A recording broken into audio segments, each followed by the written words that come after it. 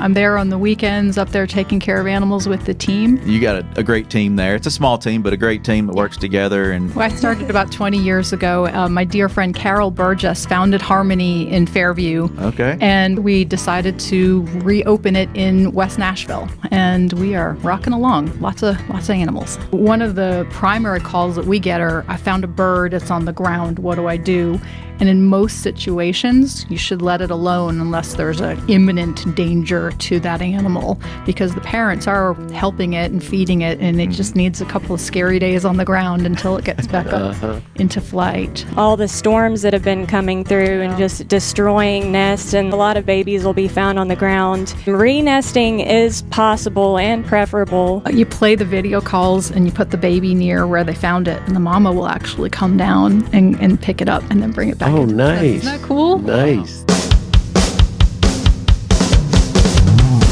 The award-winning Tennessee WildCast is on the air with the latest on hunting, fishing, boating, wildlife watching, and all things outdoors. Make welcome your host, drummer and outdoor expert novice, Jason Harmon. hello, everybody, and welcome to this edition of Tennessee WildCast. Thanks for tuning in. Thanks for listening. Thanks for watching. We got a great show lined up for you today, Don. We do extra special, especially for this time of year. It's perfect. Yeah, it's getting warmer out there. Although this morning was pretty cold. And baby wildlife are starting to run around. You may see them in your yard, and we got a few experts in the house to talk about that today. If you find one, what you do, and all that fun stuff. So. Don, as always, we like to highlight a radio station. Do you want to kick that off? Yeah, WFHU 91.5 The Lion on the campus of Freed-Hardeman University. And we're all over that station. I tell you what, they're using the extras every day of the week, and also running the full WildCast on Saturdays and Sundays. So we appreciate them as well as our other radio partners. That's great. Yeah, we're adding more and more every week, seems like, and even TV stations. Yeah. Community TV stations are picking us up. So we'll be talking more about that coming up. So. Yeah, we may have to do a whole show about how to find us. What do you think? No. That may get boring, though. Anyway, I'm excited about today's show. We're going to be talking with Stasia and Melody, some wildlife rehabilitators from Harmony Wildlife, and we're excited to have you guys in studio. We're excited to be here. We're really excited to be here. Thanks for the invitation. Yeah, you're welcome. You're welcome. Rusty Bowles works for us, and he helps you guys and helps manage the permits and things that y'all need to do the work that you do. And he said, I got the perfect ladies for you to come on the show. And highly recommended. This is the time of year when this y'all services really amp up, right? Mm-hmm. Very much so. We call this baby season.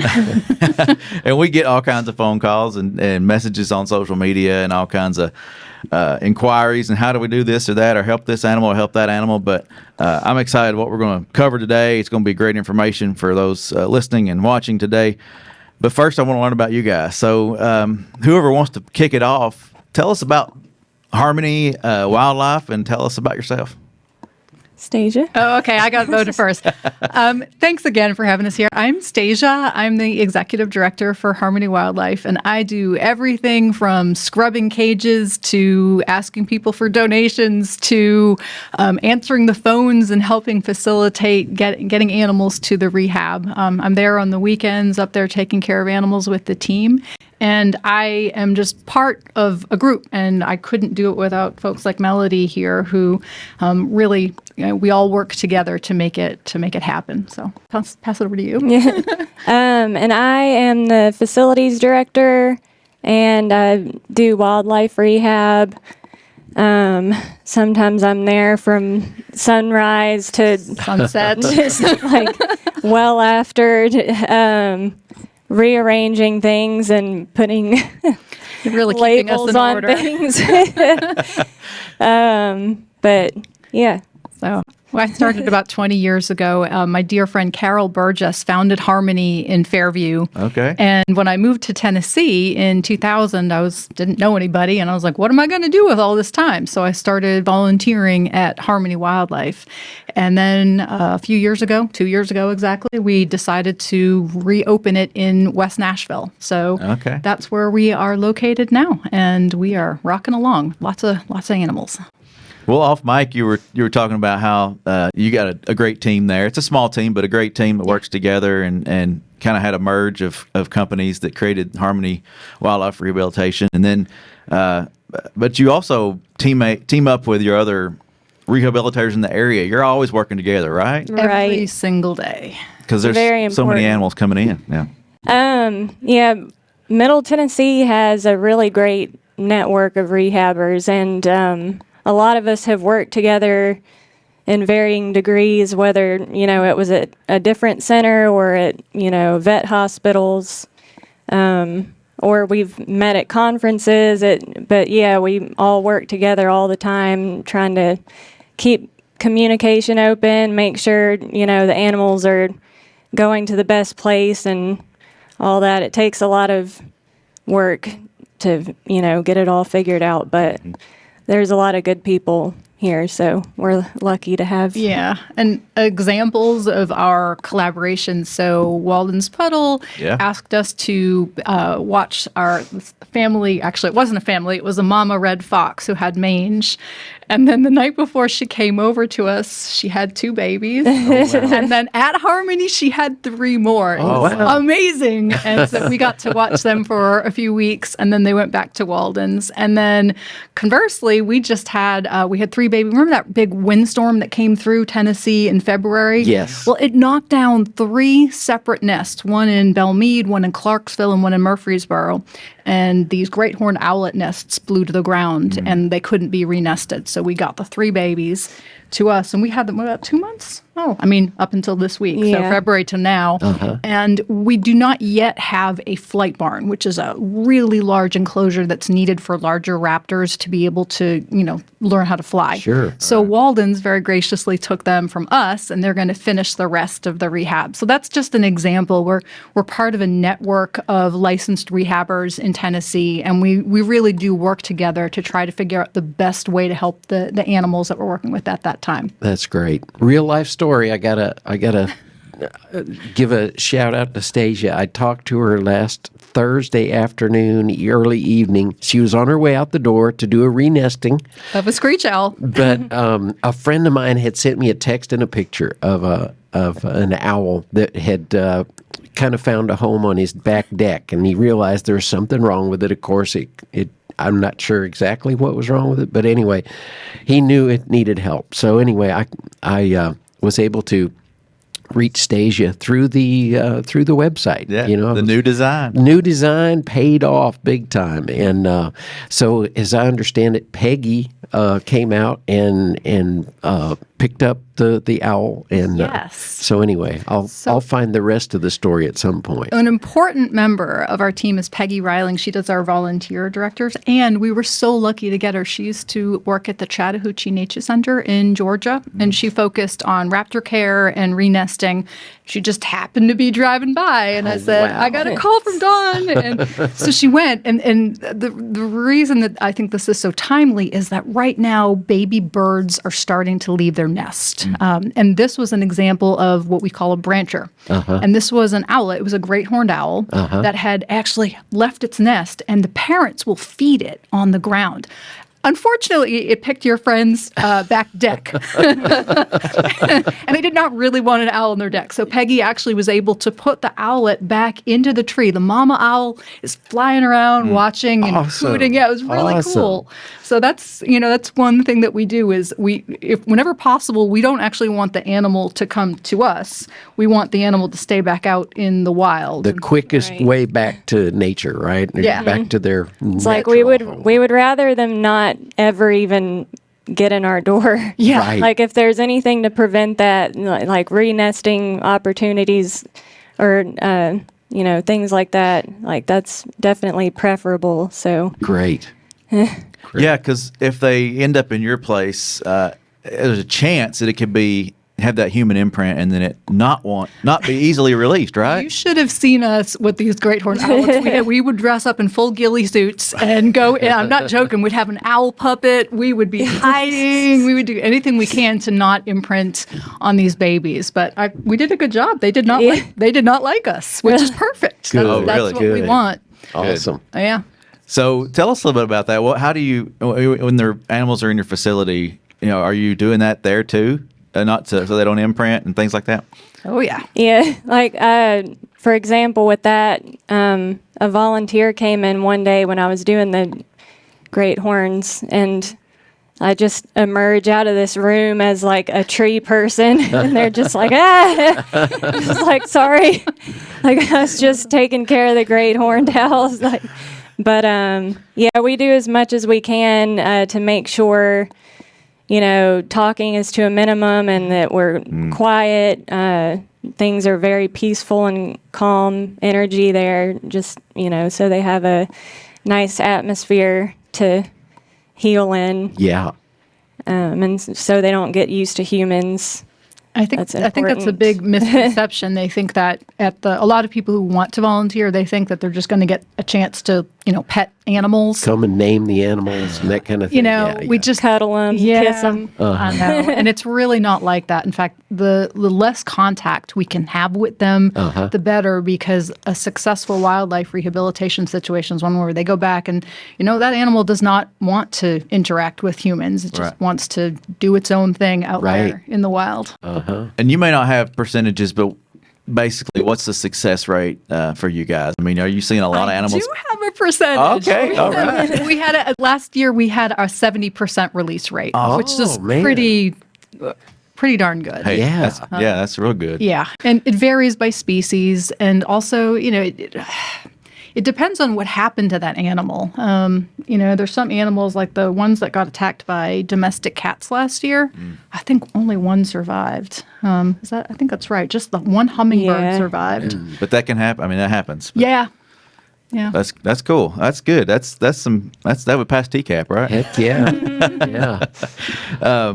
Well, before we get too far from the website, I just want to mention that again. I mean, we redesigned this. We've got a button there that says "Find a Rehabilitator by Animal ID." So we're trying to make it easier for the public if they find a bird or a rabbit or whatever it may be. If they're not sure exactly what animal that might be, they can look at that and say, "Oh, that's a raptor." So that's maybe a different bird specialist, right? Yes. And so on. So explain a little bit about that, and I know Todd's going to show some of the pictures and stuff from the website, but we've got mammals, birds, reptiles, amphibians, and that kind of breakdown. That'll be helpful for the situations where we get a call that's like I have an injured baby robin, and then they send a picture and it's a baby hawk, and we're like, Or a parakeet. yeah. So I think that'll be very helpful to have on the website for situations like that. So I love the update. I think y'all did Awesome. a great job. Yeah, well, just so folks know, tnwildlife.org, and on the homepage, depending on when you're listening or watching right now, it says "Help, I found an animal." There's a little bunny there. Click on that. It'll take you to the new page where you can locate the right help, the help that you need for the animal that you have. Yep. We're adding photos all the time, trying to get some stuff out there so folks can identify before they call you, because that's important, knowing where to go.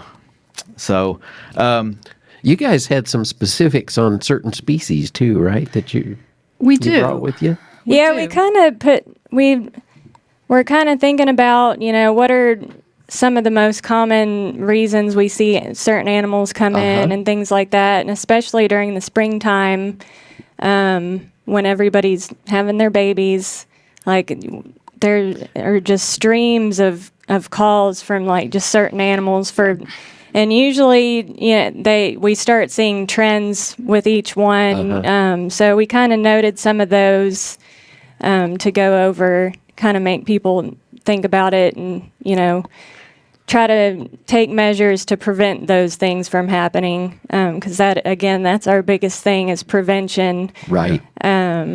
But yeah, so yeah, because animals aren't always orphans; they're not always injured. No. It may just be like you said. sometimes it's a kidnapping. Well, it could be a kidnapping, or like you said, it was that time for that owl to be moved from the nest, and then the parent still comes back. I can't tell you how many calls. I mean, last night I was sitting there answering, and that happens multiple times every single day. There was a school there that has a barred owl nest, and the owlet had jumped down, and she was concerned because it's near a road, and could I come? And I was like, just let it be. And sure enough, it's back in it. They texted this morning. It's back up. It's in the branches near its Okay. nest, and the parents are taking care of it. Yeah. So one of the primary calls that we get are, I found a bird. It's on the ground. What do I do?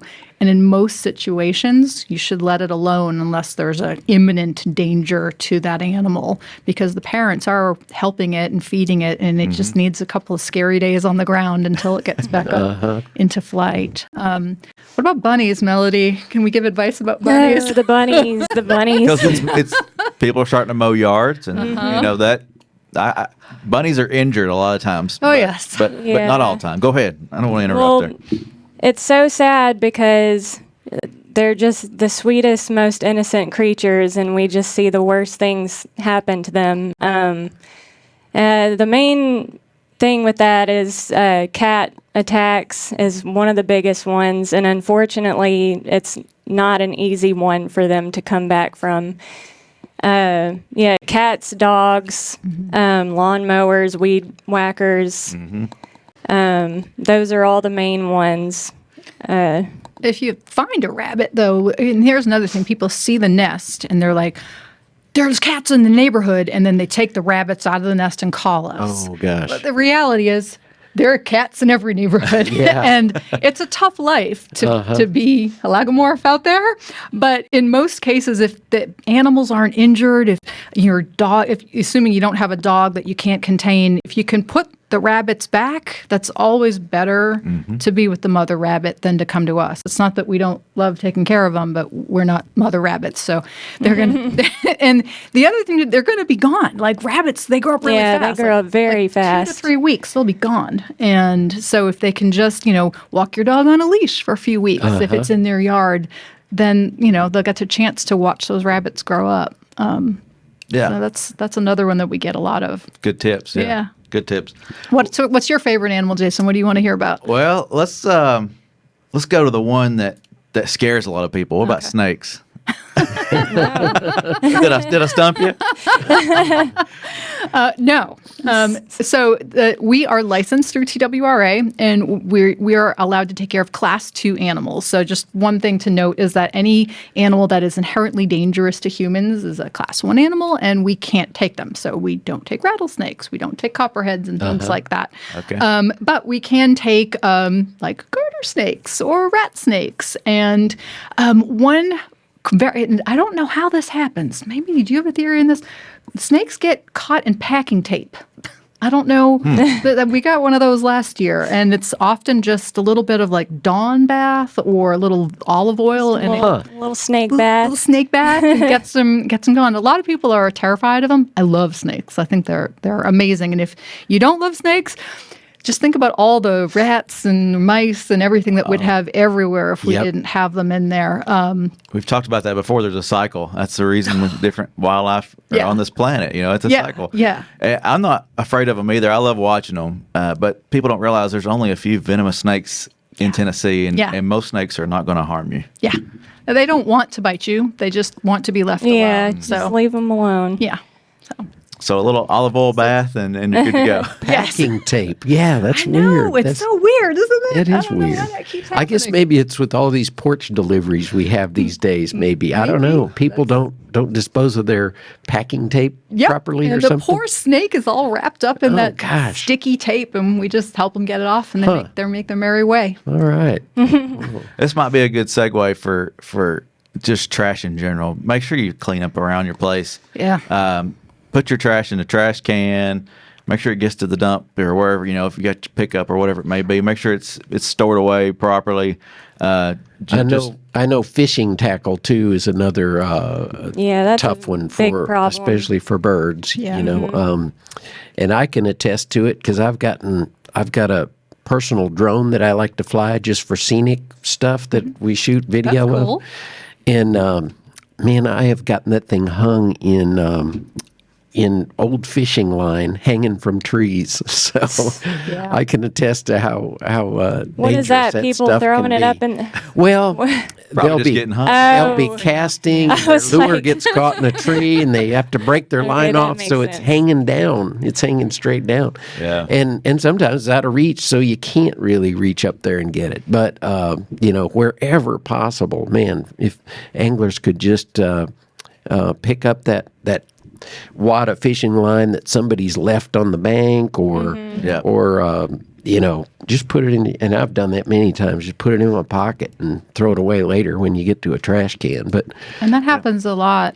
Lori Campbell is our animal care director, and on her day off, she teamed up. I guess y'all had Devin Blackburn on here last year as well. She's another rehabber. Yeah. So she and Lori actually went out and they saved a great blue heron that had been wrapped up yeah. in that wire, and then they brought it over to Walden's Puddle, and they were able to help the bird. So I guess that's another example of how all of the rehabbers, we just kind of all know each other and help each other and work Sure. together. This is where we need to show the photo of Yes. them at the lake. It's a Yes. fantastic photo. That and of put that of on the heron. screen right we'll now. Send it to y'all. okay, Yeah. good. It's, Yeah. it's a good one. Yeah, that's good stuff. That's good stuff.